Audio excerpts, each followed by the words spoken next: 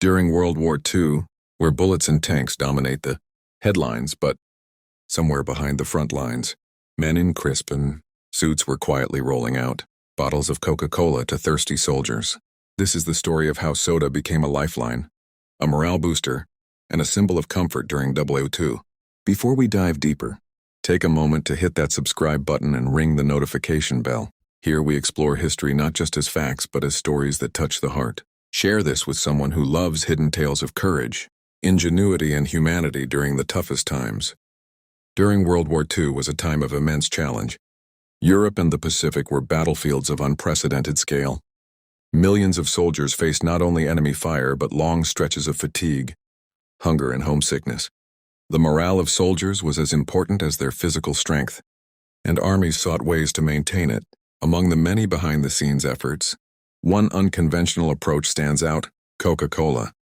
To most, it might seem trivial, soda in a war zone, but to the men fighting on the front lines, it became a beacon of normalcy, a small taste of home that lifted spirits amidst chaos.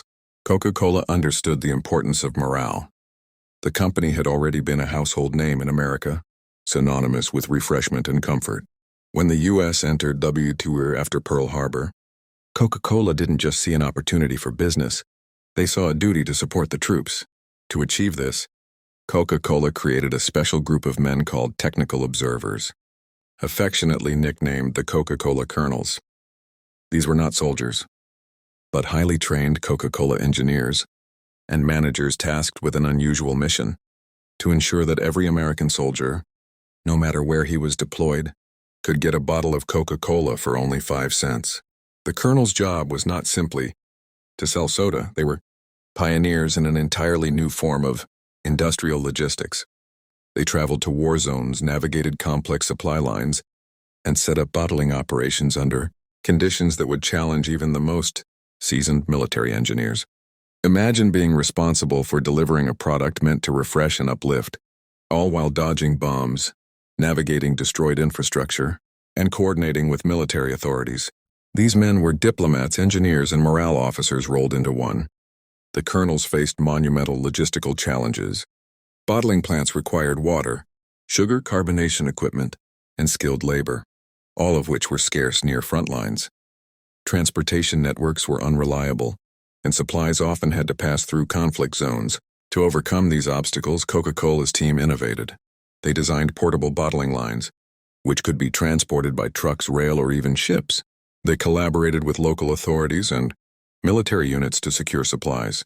Every plant they set up had to meet Coca-Cola's high standards for quality while being resilient enough to withstand wartime conditions. The first few attempts were daunting.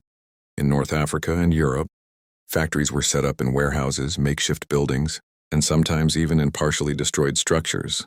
Yet the colonels persevered. Their mantra was simple: if a soldier could have a taste of home, it was worth every challenge.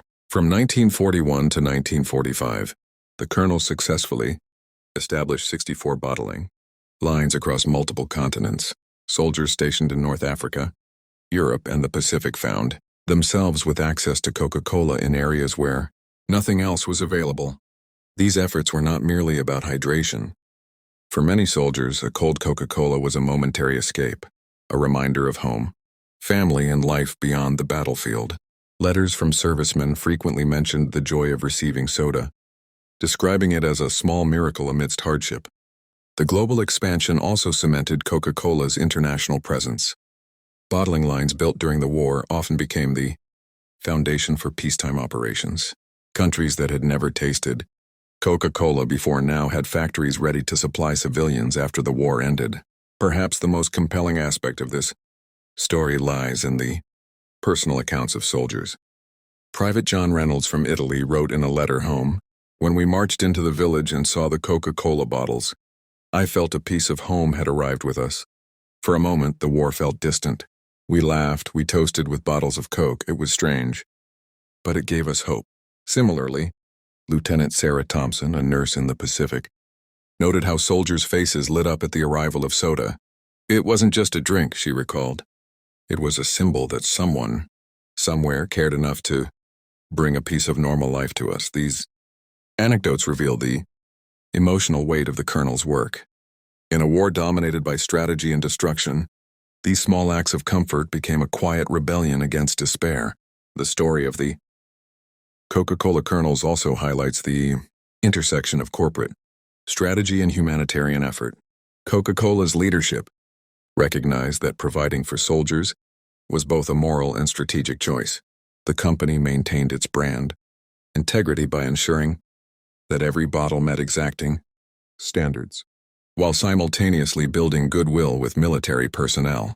By keeping prices low, just 5 cents per bottle, the WWII Colonels ensured accessibility. This pricing policy demonstrated a rare corporate humility, focusing on service rather than profit. In doing so, Coca-Cola became more than a beverage company. It became a partner in the war effort. From a technical perspective, setting up bottling plants in war zones was an engineering marvel. Plants had to operate with minimal supervision, often in environments without consistent electricity or water supply. Engineers devised systems to purify local water, create carbonation, and maintain hygiene under less than ideal conditions. Portable bottling units could produce thousands of bottles daily, proving that ingenuity often thrives under pressure. These innovations influenced post-war industrial practices, as engineers took lessons learned on the battlefield back into civilian production. The psychological effect of the Coca-Cola initiative cannot be overstated. Soldiers often endured extreme heat, cold, exhaustion, and uncertainty. Amid these conditions, small comforts such as a familiar taste, a cold beverage, or a shared moment with comrades had enormous impact on mental well-being. Historians note that morale plays a pivotal role in wartime effectiveness. By providing a sense of normalcy and a connection to home, the Coca-Cola Colonels contributed indirectly to the soldiers' resilience, cohesiveness, and ultimately, effectiveness in the field. After WWII, the impact of the Colonels endured. Many wartime bottling plants were converted to civilian use, bringing Coca-Cola to regions where it had never been available. The global footprint established by the Colonels accelerated Coca-Cola's transformation into a worldwide brand. More importantly, the story remains a testament to how ingenuity, care, and corporate responsibility can intersect. It's a reminder that even in times of conflict, human creativity and compassion can flourish. The Coca-Cola Colonels demonstrated that comfort and morale are just as crucial as weapons and strategy in the theater of war. Reflecting on this history offers lessons for modern audiences. In a world often dominated by efficiency, competition, and profit, the Coca-Cola Colonels' mission reminds us that small acts of care matter. Providing comfort, supporting morale, and investing in people's well-being can create long-lasting impact. Moreover, it shows the power of adaptability and problem-solving under extreme conditions. Coca-Cola's ability to innovate, deploy portable bottling lines, and coordinate complex logistics exemplifies strategic thinking that balances humanity with practical goals. As we close this story, it's worth honoring the men who undertook this unusual mission. The Coca-Cola Colonels may not have fired a weapon or commanded troops, but they provided something equally valuable: hope, normalcy, and the simple joy of a cold drink in a harsh world. In their work, we see an enduring lesson. History is not only shaped by generals and politicians, but also by individuals who act with creativity, empathy, and dedication in service of others. Next time you open a bottle of Coca-Cola, pause for a moment. Remember the colonels who traveled battlefields, braved danger, and worked tirelessly to bring a taste of home to soldiers far from it. In every bubble, there is a story of courage, ingenuity, and care. History isn't always written in headlines. Sometimes it's bottled, carried across continents, and shared quietly, one sip at a time.